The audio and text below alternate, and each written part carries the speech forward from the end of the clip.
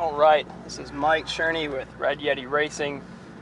We are at Road America for Drive with SCCA. Just want to talk you guys through a couple of things here as we get out on track. So on the main stretch here in the paddock area, there's a false grid as you're getting into the track. You're going to come up this false grid in order to get out on the track. Now, a lot of people ask, do you want to run traction control? Do you not run traction control? So the car has different drive modes in it. By pushing mode on the steering wheel, you can select what you want. While we're at the track, we're going to pick track mode. Now, one interesting thing that we learned today while we were out here was in track suspension settings, you actually get too rough of a ride, and the brakes don't quite work as well in certain areas that are really bumpy. So what you want to do is you actually want to put them in sport mode. And what this is going to do is allow you to get maximum grip in bumpier areas. So stiffer is not necessarily always better. In this case, we're going to run sport setting for springs or for the MagneRide shocks. Right now, we're in the pit lane, getting out to the track. As we start to exit, you'll see a green light up ahead. That green light's telling us it's okay to go on track. We've got about 15 or 20 minutes here before the end of the day. And right here you've got the blend line. You want to stay on the inside of this blend line as you go through.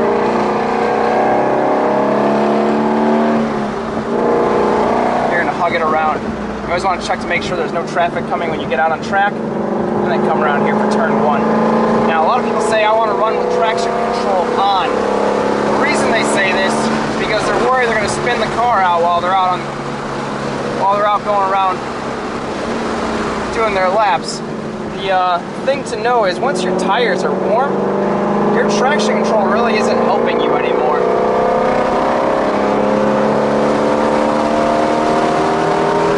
You actually want your stability control on, not your traction control. Traction control, every time you're going through a corner, you're never letting your brakes actually cool down. Your brakes are going to continue to get hot and hot and hot because as your car inscribes a circle around the track, your outside tire is traveling a further distance. Your wheel speed sensor is picking that up as a slip condition. So while you think that it's helping you when you're hitting the gas, say coming out of this turn here, it's actually hitting the brakes and slowing you down and heating up your pads. So the more your traction control steps in and is more or less helping you without your knowledge, you're actually making yourself worse, and it's less safe because when you need your brakes to function and they're too hot, your pedal's going to go to the floor. So how do you stay safe on track? Well, most of these new cars today, including this Shelby R that we have in our arsenal, has track mode. Track mode automatically disables traction control to prevent your brakes from overheating, but it leaves the stability control on. Should you get into a situation where the car ends up pitching out sideways, that's where the stability comes in, and that will help you from crashing. The traction, guys, just leave it off. It's not helping you. It is going to make you crash. We've seen it time and time again. People overcook their brakes, and they can't stop. Where we're at now, we're going through the Marine Sweep, coming into Canada Corner. You can typically hit speeds up to 130 miles an hour here. Come in, hard brakes, jab the throttle, into third gear, come through Canada Corner. You want to come nice and tight, let the car track out. You want to stay along the rumble strips until the end, nice and smooth through. Stay on the rumbles on the right side, and then right through the Bill mentioned bend, you can just add loads of gas here if you take the turn the right way. You're going to head right for turn 14, hard on the brakes, wait for it, then turn. A lot of people make the mistake of turning way too early. It's going to put you out in the grass way over there.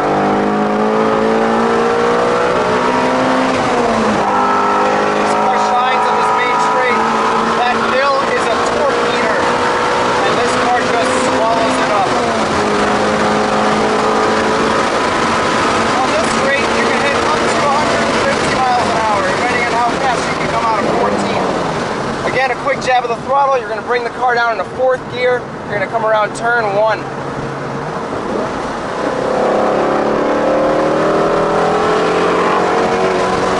do what I did, put the car into 6th gear. If you notice that the car's a little bit underpowered, you may have put it in the wrong gear. Go ahead and shift again, bring yourself back into 4th, come back around. One trick at Road America is you'll actually see a lot of areas that have pavement seams. The pavement will change color right around the turning zone. And that's your cue to turn in. Take a look here. We come down into 5. Hard on the brakes, hard on the brakes. Shift into 3rd and turn. That was a little bit late. You get the idea. I wanted to show where that transition zone was. Up here coming into the Corvette hill, brake through the dip, and then begin your turn. Nice and tight against the rumbles, and let the car track out. Here we're coming into 7. You really don't need much for brake here, just make sure you turn the right time. Get to the turn, back on the throttle.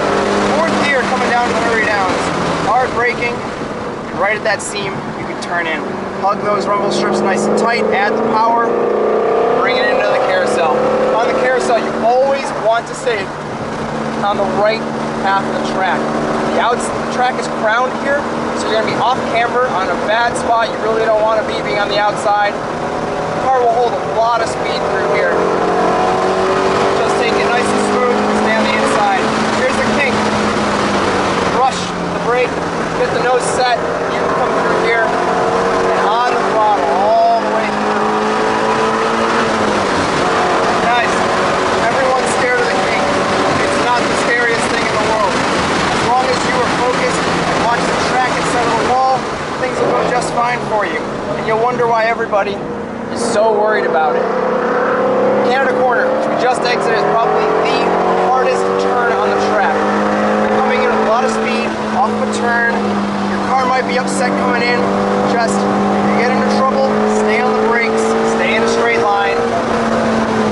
That's the safest way to go. You got a lot of pavement to run out. You'll embarrass yourself a little bit, but you're not going to hurt yourself. You're not going to hurt the car. Just get back on track on the corner where it tells you it's safe to do so. We go up the main straight again.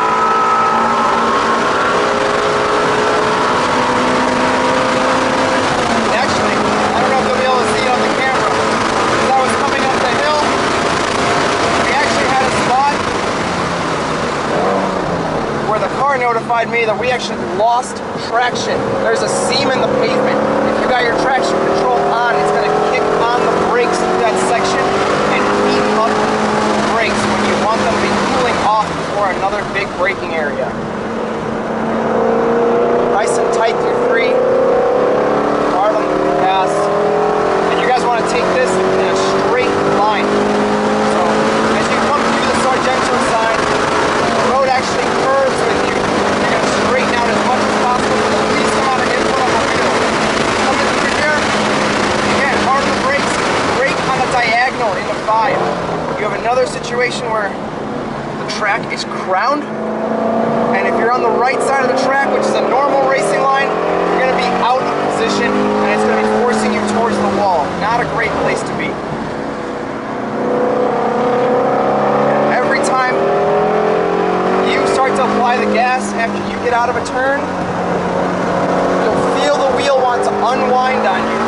Let it. It's helping you track the car out. You'll be able to keep more speed. You'll feel a lot more comfortable. And it's a lot faster. It's also not as hard on the tires, which, well, you may not care because we're paying for them and not you. But the better your tires are, the better condition your tires are in, and the less hot they get on the track, the faster you can continue to go all day long. Don't want those Miatas to pass you, keep your tires in good shape.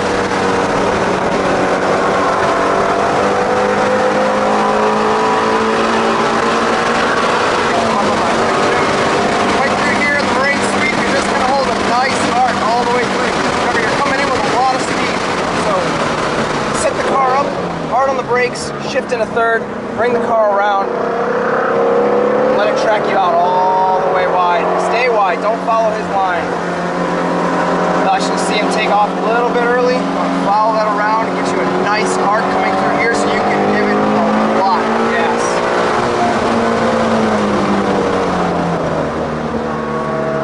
Wait on it. Turn a little bit late. Let you come in, especially when you're about to pass somebody. And it'll set you up really nice to get right around. Common courtesy, just give them a wave when you go by. They don't technically have to let you pass.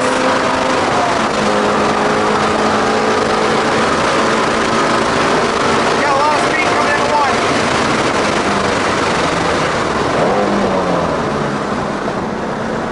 As you go around the track more and more, you're going to get faster.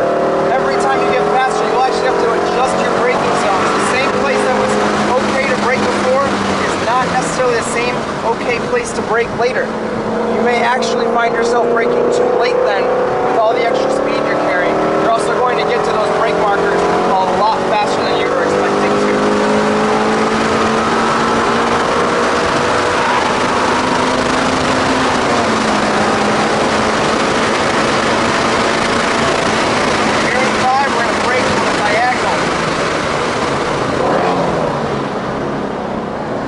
Seems a bit counterintuitive. You don't necessarily want to do that normally. But given the track conditions, with that crown in the road, you want to make the most of it.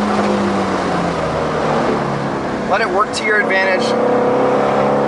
Helps get you set up for the turn in 5, which is also a very hard turn, coming in with a lot of speed.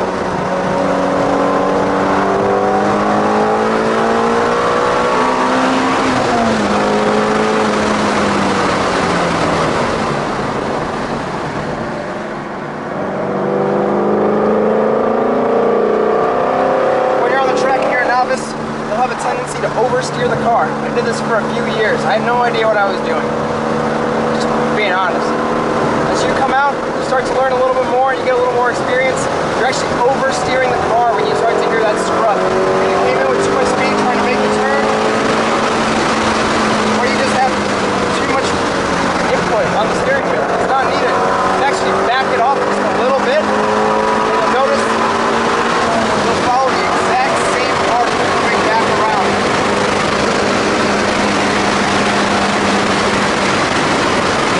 Only you won't have all the noise.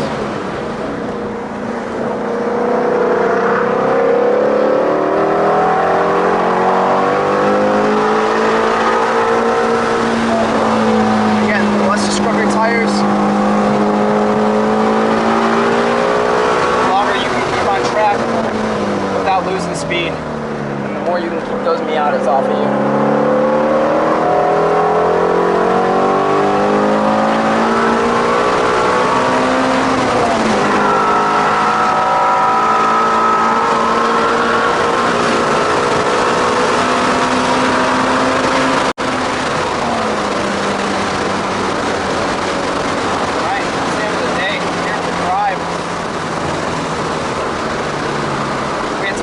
Weather.